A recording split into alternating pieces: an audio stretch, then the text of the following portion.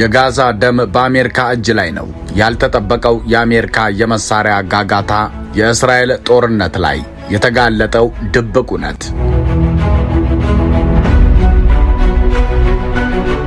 ከጋዛ ውድመት በስተጀርባ ያለው ግልጽ እጅ የአሜሪካ ነው። በጋዛ ምድር የሚበራዩት እልፍ ሕንፃዎችን የሚያወድሙትና ጋዛን የሚያፈራርሱት የአሜሪካ አረሮችና ቦምቦች ናቸው። ወንጭፏ እስራኤል ብትሆንም ጠጠሩ የአሜሪካ ነው። የአሜሪካ የጦር መሳሪያዎች ከእስራኤል ጎን ተሰልፈው ጦርነቱን ሲያዳምቁት ከርመዋል። ማንም ሰው አንድ እውነትን አይክድም። እስራኤል በጋዛ የምታደርገውን ጦርነት የምታካሂደው በዩናይትድ ስቴትስ ከፍተኛ ወታደራዊ እርዳታና የጦር መሳሪያ አቅርቦት እንደሆነ ብሎም ሀገር አሜሪካ ለግጭቱ ቀዳሚ ተዋናይ መሆኗ አያከራክርም።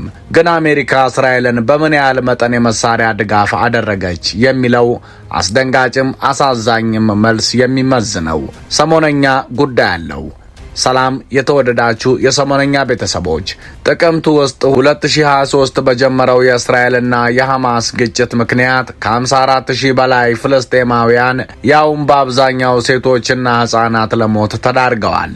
ከ2.3 ሚሊዮን በላይ የጋዛ ነዋሪዎች ተፈናቅለዋል።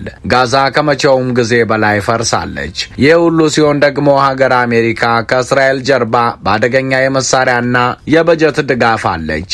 የቀድሞው የአሜሪካ ፕሬዝዳንት ባይደን በቀለጠው ጦርነት ወቅት ቃል በቃል እስራኤልን እንደግፋለን ማለታቸው ድርጊቱን ግልጽ ያደርገዋል።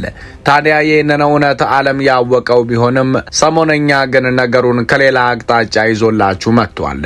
ማለትም በዛሬው ጥንቅራችን ከአሜሪካ ወደ እስራኤል እንደ ጎርፍ የገቡትን ድንቅ መሳሪያዎች አንድ በአንድ እንዳስሳለን። ጋዛን ያወደሙትን አደገኛ ቦምቦች እንቃኛለን። የአሜሪካን ያልተቋረጠ ድጋፍ አብጠርጥረን እንመለከታለን። እስከ መጨረሻው አብራችሁን ቆዩ። አዲስ አበባ ውስጥ ያውም ብዙዎች ለመኖሪያ ሆነ ለኢንቨስትመንት ተመራጭ ባደረጉት ለቡ መብራት ኃይል ቅንጡ አፓርትመንቶችን እጅግ በተመጣጣኝ ዋጋ ለመግዛት ያሰባችሁ ስልክ ለመያዝ ተዘጋጁ። የመዋኛ ገንዳ፣ ጂምናዚየም፣ ቤተ መጻሕፍት፣ የልጆች መጫወቻ፣ የመኪና ማቆሚያ፣ ራታቸውን የጠበቁ 4 ሊፍቶች፣ የኤሌክትሪክ መኪና ቻርጅ ስቴሽንን ያሟላ ዘመናዊ መንደር ውስጥ ለልጅ ልጅ የሚተላለፍ ቋሚ ቅርስን የያዙ በአረንጓዴ ስፍራ በተከበበው ዘመናዊ መንደራችን ውስጥ ማራኪ እይታ ያላቸውን ቤቶች የያዘውን የመጨረሻውን ብሎክ ለሽያጭ አቅርበናል። ባለ 1 መኝታ 451,000 ብር፣ ባለ 2 መኝታ 783,000 ብር፣ ባለ 3 መኝታ 908,000 ብር እንዲሁም ባለ 4 መኝታ 1 ሚሊዮን ብር ከፍለው አሁኑኑ ይመዝገቡ። እርሶ 32% ብቻ በ3 ዓመት መክፈል ከቻሉ እኛ ደግሞ 60% የባንክ ብድር አዘጋጅተናል። ዝቅተኛ ወለድ ለምትፈልጉ ደንበኞቻችን ታላቅ የምስራች አለን። መግዛት ያሰባችሁ ስክሪኑ ላይ ባለው ስልክ አሁኑኑ ደውላችሁ መመዝገብ ትችላላችሁ። የጋዛው ጦርነት ከተጀመረ ወዲህም የሀገራቱ ወዳጅነት ተጠናክሮ ቀጥሏል። እስራኤል ከአሜሪካ በየዓመቱ ከፍተኛውን ወታደራዊ ድጋፍ የምታገኝ ሀገር ናት። ዋሽንግተን ለቴል አቪቭ በየዓመቱ የ3 ቢሊዮን ወታደራዊ ድጋፍ ታደርጋለች። የ3 ቢሊዮን ዶላር ወታደራዊ ድጋፍ ታደርጋለች።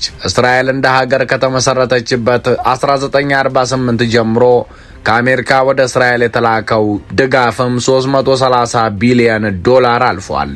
የጋዛው ጦርነቱም የሀገራቱ ጠንካራ ግንኙነት የተገለጠበት ነው። አሜሪካ በተመድ የጸጥታው ምክር ቤት በተደጋጋሚ በጋዛ ዘላቂ ተኩስ አቁም ይደረስ ዘንድ ቀርበው የነበሩ 3 የውሳኔ ሀሳቦችን ድምፅን በድምፅ የመሻር መብቷን ተጠቅማ ውድቅ ማድረጓ ሁሉ የቅርብ ጊዜ ትውስታ ነው። የጦር መርከቧን ወደ እስራኤል በማስጠጋትና የጦር መሳሪያዎችን በገፍ በመላክም ሐማስ ካልተደመሰሰ ጦርነቱ አይቆምም ላለችው ቴል አቪቭ ድጋፏን ማሳየቷን ቀጥላለች። አሜሪካ ለ76 ዓመታት ሁነኛ አጋሯ ለሆነችው ቴል አቪቭ ያለማቋረጥ ድጋፍ ታደርጋለች። የአሜሪካ የጦር መሳሪያዎች ጎርፍ ወደ እስራኤል። ጥቅምት 7 ቀን 2023 የተፈጸመው የሐማስ ጥቃት 1200 እስራኤላውያንን ገደለ። ከዛን ጊዜ ጀምሮ ለእስራኤል የሚጓዘው የአሜሪካ የጦር ድጋፍ ታዲያ ከጊዜ ወደ ጊዜ በእጅጉ እየጨመረ ነው። በዚህም እስካሁን ከ230 በላይ የአየር በረራዎችን በግዙፉ አውሮፕላኖቿ በማድረግ እልፍ የጦር መሳሪያዎችን ወደ እስራኤል አድርሰዋል። 140 የባህር ላይ ጭነቶች 90,000 ቶን የጦር መሳሪያዎችና ቁሳቁሶችን ወደ ቴል አቪቭ አጓጉዟል። ተሰጥቷል። የጦር መሳሪያ ድጋፍ ከአሜሪካ ምድር ወደ እስራኤል ሲተም ታዲያ ነገሩ ዝም ብሎ እርዳታ ሳይሆን የጥፋት ጎርፍ ነው። አንድ ትክክለኛ ጥናት እንዲህ ይላል። ከጥቅምት 2023 እስከ መስከረም 2024 ድረስ ብቻ ለእስራኤል እንደ ወታደራዊ ድጋፍ የተሰጠው 17.9 ቢሊዮን ዶላር ወታደራዊ እርዳታ ሲሆን እንዲሁም ለሌሎች አካባቢያዊ እንቅስቃሴዎች ተብሎ ደግሞ በገንዘብ 4.86 ቢሊዮን ዶላር ከአሜሪካ ጓዳ ወጥቶ ወደ እስራኤል ገብቷል። ከዚህ ድጋፍ ውስጥ ደግሞ 6.8 ቢሊዮን ዶላር ለአሜሪካ ሰራሽ የጦር መሳሪያዎችና የውጭ ወታደራዊ ፋይናንስ ሲሆን 4.5 ቢሊዮን ዶላሩ ደግሞ ለእስራኤል የሚሳኤል መከላከያ ለሆኑት አይረንዶም እና ሌሎች ጸረ ሚሳኤል ሲስተሞች የዋለ ነው። ከዚህ በተጨማሪ ደግሞ 4.4 ቢሊዮን ዶላር እስራኤል የጦር መሳሪያ ክምችቷን እንድታደራጅ የተሰጣት ሲሆን እስራኤል በዚህ ገንዘብ ከ2000 ፓውንድ በላይ የሚመዝኑ ቦምቦችንና የሚሳኤል አረሮችን አከማችታበታለች። የቻለችውንና ጊዜ የፈቀደላትን ያህል ደግሞ ጋዛ ላይ አዝንባዋለች። አሜሪካ እንደው ይህንን ሁሉ ያደረገችው ባይደን ስለሆኑ ነው እንዳንል ደግሞ ከዚህ ዓመት መጀመሪያ ማለትም በጥር 2025 በአዲሱ የአሜሪካ ፕሬዝዳንት ትራምፕ ፍቃድ ለእስራኤል ለመስጠት የታቀደ የ8 ቢሊዮን ዶላር የሚሳኤሎችና 500 ፓውንድ የሚመዝኑ አደገኛ ቦምቦችን የያዘ የጦር መሳሪያ ሽያጭ ውል ተፈርሟል። ጦርነቱ ከተጀመረ ወዲህ ጋዛን ለማፈራረስ ከ100 በላይ የሚሆኑ የጦር መሳሪያ ስምምነቶች በሁለቱ ሀገራት የተፈራረሙ ሲሆን አብዛኞቹ ከኮንግረስ የተደበቁና የእስራኤል ጦርነት እንዲቀጥል እንዲያደርጉ ታስቦባቸው የተደረጉ ናቸው። ለዚህ ምስክር ደግሞ አንድ ከፍተኛ የእስራኤል ባለስልጣን ያለ አሜሪካ ድጋፍ ይህ ጦርነት 1 ወር አይቆይም ነበር ሲሉ አምነዋል። የአሜሪካ የመሳሪያ ድጋፍ በቁጥር ከታህሳስ 2023 ወዲህ ጦርነቱ ከተጀመረ ጀምሮ አሜሪካ ወደ እስራኤል የጦር ናዳ ድጋፍ ለማድረግ ከ230 በላይ የጭነት አውሮፕላኖችና ከ20 በላይ ግዙፍ መርከቦችን ተጠቅማለች።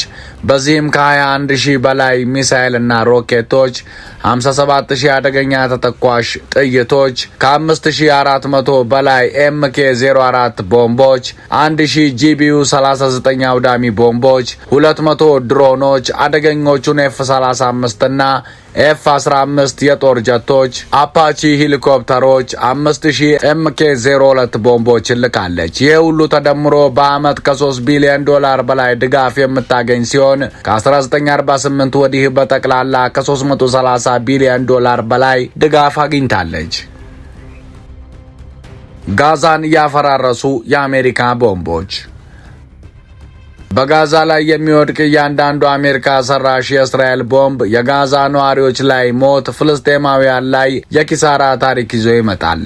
ጥቅምት 22 ቀን 2023 በዴር አልባላህ እስራኤል አደገኛውን ጄዳም 1000 ፓውንድ የሚመዝን አደገኛ ቦምብ አንድ ቤት ላይ ጣለችው። በጊዜው ቤቱ ሙሉ በሙሉ ሲወድም በጠቅላላ 19 ሰዎች ከነዚህም ውስጥ ደግሞ 12 ህጻናትን ገድሏል። የካቲት 1 ቀን 2024 ደግሞ ከአሜሪካ የተሰጠ ሌላ ጄዳም ቦምብ አንድ ለተፈናቃዮችና ለእርዳታ ፈላጊዎች ምግብ የሚያቀርብ ቤት ላይ በማረፍ ምግብ ቤቱንና አካባቢው ላይ የነበሩ ተሽከርካሪዎችን በማጥቃት ምግብ ለማቅረብ ሲሞክሩ የነበሩ 7 የእርዳታ ሰራተኞችን ገድሏል።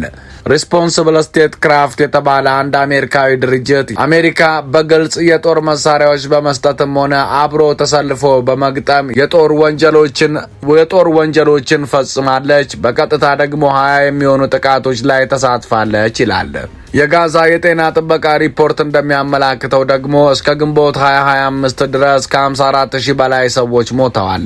ከነዚህ ውስጥ አብዛኞቹ ሴቶችና ህጻናት ናቸው። በጠቅላላ ደግሞ ከ2.3 ሚሊዮን በላይ የጋዛ ነዋሪዎች ተፈናቅለዋል። ቤቶቻቸው በአሜሪካ ቦምቦችና አደገኛ አረሮች ፈራርሰዋል። ትምህርት ቤቶች፣ ሆስፒታሎች፣ መስጊዶችና ሌሎች የሃይማኖት ተቋማት ሁሉም ወድመዋል። ከዚህ ሁሉ ጣረሞት ጀርባ ደግሞ አሜሪካ አለች። የዋሽንግተን ተባባሪነት በጋዛ ነዋሪዎች መከራ። ፕሬዝዳንት ጆ ባይደን ከኔ የበለጠ እስራኤልን የረዳ አስተዳደር የለም በማለት ጥቅምት 4 ቀን 2024 ላይ በግልጽ አቋማቸውን አሳውቀው ነበር። በግንቦት 2024 ደግሞ በራፋ የሲቪሎች ቁጥር እየጨመረ በመምጣቱ ከአሜሪካ የሚጓዙ የ2000 ፓውንድ ቦምቦች አቅርቦት ለአጭር ጊዜ ተቋርጦ ነበር። ነገር ግን ወዲያው 500 ፓውንድ ቦምቦች በሐምሌ ወር እንደገና ወደ እስራኤል መትመም ጀመሩ። በነሐሴ ወር ደግሞ 2.5 ቢሊዮን ዶላር ተጨማሪ ገንዘብ ፈሰስ ተደረገ። ዋሽንግተን እስራኤልን ስትደግፍ አይን የላትም። በጠቅላላ እስካሁን ከ100 በላይ የጦር መሳሪያ ስምምነቶች ያውም የኮንግረስ አባላት ሳያውቁ የተፈጸሙ ሲሆን ከኮንግረስ ምርመራ ለማምለጥ ደግሞ እንደ ድንገተኛ እርዳታ ተደርገው ተሰጥተዋል ይላሉ። አሜሪካ የሌሂ ሕግ አላት። ይህም የትኛውም ሀገር ላይ ለሰብአዊ መብት ጥሰቶች ከጎናቸው ይቆማል፣ እርዳታ እንዲደርሳቸውም ያደርጋል። ነገር ግን ነገሩ ለጋዛ ሲሆን አይሰራም። ጋዛ በደም እየሰጠመች ሳለች ችላ ተብላለች። ይህ የከነከናቸው 12 የቀድሞ የአሜሪካ ባለስልጣናት ታዲያ መንግስታቸውን አደገኛ ዘር ማጥፋት እስራኤል እንድታደርግ አድርጋለች ብለው ከሰዋል። የዓለም አቀፉ የወንጀል ፍርድ ቤት ታዲያ በህዳር 2024 በቤንያሚን ኔታንያሁና በዮአፍ ጋላንት ላይ የጦር ወንጀሎች የእስር ማዘዣ ማውጣቱ ነገሩ እውነት እንደሆነ ያሳየ ሆኗል። አሜሪካ ያጠነከረችው የእስራኤል የጦር ማምረቻ ኢንዱስትሪ። እስራኤል በአሜሪካ ድጋፍ የራሷን ጠንካራ የጦር ኢንዱስትሪ ገንብታለች። እስራኤል ጦር መሳሪያዎችን ከውጭ ሀገራት እንደማስገባቷ ለሌሎች ሀገራት ጦር መሳሪያዎችን ትሸጣለች። ጦር መሳሪያ ለዓለም ገበያ በማቅረብም 9ኛ ደረጃ ላይ ትገኛለች። እስራኤል ትኩረቷን በግዙፍ ጦር መሳሪያዎች ላይ ከማድረግ ይልቅ በቴክኖሎጂ የረቀቁ መሳሪያዎችን ለገበያ በማቅረብ ከ2019 እስከ 2022 ባሉት ዓመታት 12.5 ቢሊዮን ዶላር ገቢ አግኝታለች። እስራኤል ለውጭ ገበያ ካቀረበቻቸው መሳሪያዎች መካከል 25 በመቶ የሚሆኑት ሰው አልባ አውሮፕላኖች ናቸው። ሚሳኤሎች፣ ሮኬቶች፣ የአየር መከላከያ ስርዓቶች፣ የራዳርና ኤሌክትሮኒክ ጦርነት መከላከያ ስርዓቶች እስራኤል ለገበያ የምታቀርባቸው የጦር መሳሪያ ውጤቶች ናቸው። ከዚህ በተጨማሪ አሜሪካ በመካከለኛው ምስራቅ ግጭት ቢነሳ አሊያ ደግሞ እስራኤል በአስቸኳይ ጦር መሳሪያ ቢያስፈልጋት በሚል እንደ አውሮፓውያን አቆጣጠር 1984 ላይ እስራኤል ውስጥ የገነባቸው ግዙፍ ጦር መሳሪያ ማከማቻ አላት። አሜሪካ በዚህ ማከማቻ ምን ያክልና ምን አይነት የጦር መሳሪያ እንዳከማቸች አይታወቅም። በቅርቡ ግን ፔንታገን ሩሲያ በዩክሬን ላይ ወረራ መፈጸሟን ተከትሎ 300,000 ባለ 155 ሚሜ ተተኳሾችን ወደዚሁ ማከማቻ ልኳል። ከአሜሪካ ውጭ ድጋፍ የሚያደርጉ ሀገራት እነማን ናቸው? ከሀገራቱ ተርታ ቀድማ የምትሰለፈው ሀገረ ጀርመን ስትሆን ስቶክሆልም ኢንተርናሽናል ፎር ፒስ ሪሰርች ኢንስቲትዩት እንደ አውሮፓውያን አቆጣጠር ከ2019 እስከ 2023 እስራኤል ወደ ሀገሯ ካስገባችው አጠቃላይ ጦር መሳሪያ 30 በመቶ የሚሆነውን ያገኘችው ከጀርመን መሆኑን ያመለክታል።